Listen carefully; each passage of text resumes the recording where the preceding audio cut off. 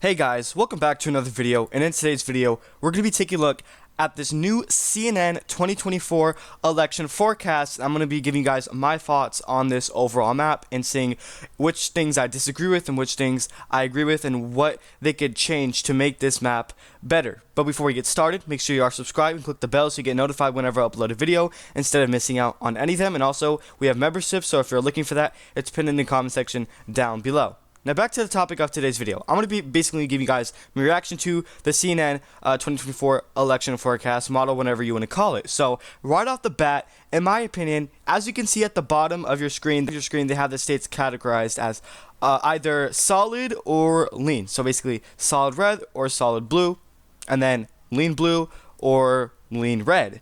And then obviously the yellow states are basically tops up, meaning basically 50-50 for either candidate. The race is basically a dead tie at the current moment. So states like Arizona, Wisconsin, and Pennsylvania, those states filled in yellow, those three states are going to be basically a tie at the current moment, and it's very narrow. And at this point in time, there's no current winner in those states. But right off the bat, we can just already tell that Nevada is lean for Donald Trump. As of right now, CNN does currently project Donald Trump as the winner in Nevada. As of right now, CNN can tell you that Trump is going to win Georgia, North Carolina, and CNN is projecting that Trump is going to win Michigan as of today. I think what they're missing in this election forecast is a tilt margin. So basically, they have solid and lean. In my opinion, what would be good is if they would actually add a tilt and a likely margin, because solid, in my opinion, is basically anything above 10%, so anything within double digits. And then basically a lean margin, in my opinion, is anything over 1% all the way up to 7 percentage points. And then this is where I would put in the likely margin, in which they're also missing, just like the tilt margin. So basically, likely margin is basically anything within 7 to 10 percentage points. And obviously, 10 and above is a safe or solid margin. A tilt margin is anything below a percentage point. So basically, 0.2%, as an example, 0.4%, 0.6%. You get the idea. Anything below a percentage point. A tilt margin is basically extremely tight, close race. I think Arizona is going to be tilt for Biden because you saw what happened with the Supreme Court abortion ruling. It's going to go in favor of Biden.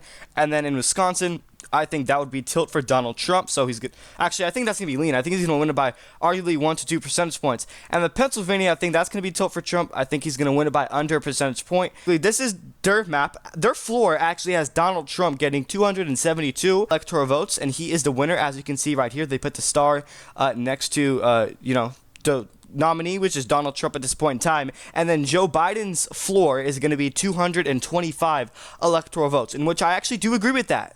I do agree with that. I do think, the least amount of electoral votes Biden could possibly get in this year's election cycle is going to be 225 electoral votes. And in my opinion, Trump's floor, his worst case scenario, will probably be 272. Right now, I think he does possibly get over 300 electoral votes, or possibly in the high 290s, similar to his 2016 margin. In my opinion, the 2024 election is more closer and similar to the 2016 election rather than 2020. 2020, even though you may say, oh, we have two of the same candidates, so why would you think it's closer to 2016 than in 2020? Well, number one, we had COVID. We don't anymore, so you're not going to be seeing that. Trump had a lot of outlash that he had to overcome. And then number two is BLM. That's also a significant change. And then obviously what's going on with foreign wars in the Middle East and in Ukraine, that's obviously going to impact the race in favor of Donald Trump. So I just mentioned a number of things. And also, we don't have these celebrities endorsing Joe Biden. And you saw what happened with The Rock. He said he regrets endorsing Joe Biden publicly in 2020. And so with that being said, and then you see shifts among minorities, African American voters, they are not pleased with what's happening with the Biden administration. And considering that, we see a number of differences from the 2020 election. And what's similar about the 2016 election, and you compare it to 2024, is that we have more third-party candidates, in which we didn't in 2020. When we see a head-to-head matchup between Trump and Biden, in 2020, Biden destroyed Trump, basically. Even though the election was still close, he still did very well.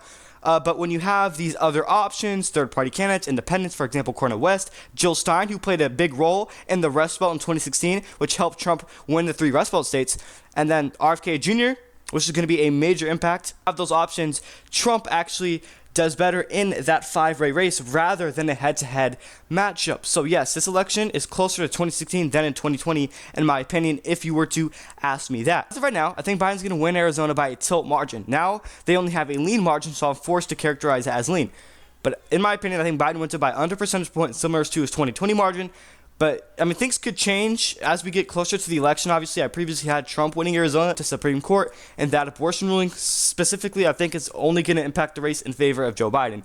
And in Wisconsin, I actually do have Trump winning it by a lean margin. I think he gets it by around 1.5 percentage points, 1 to 2%.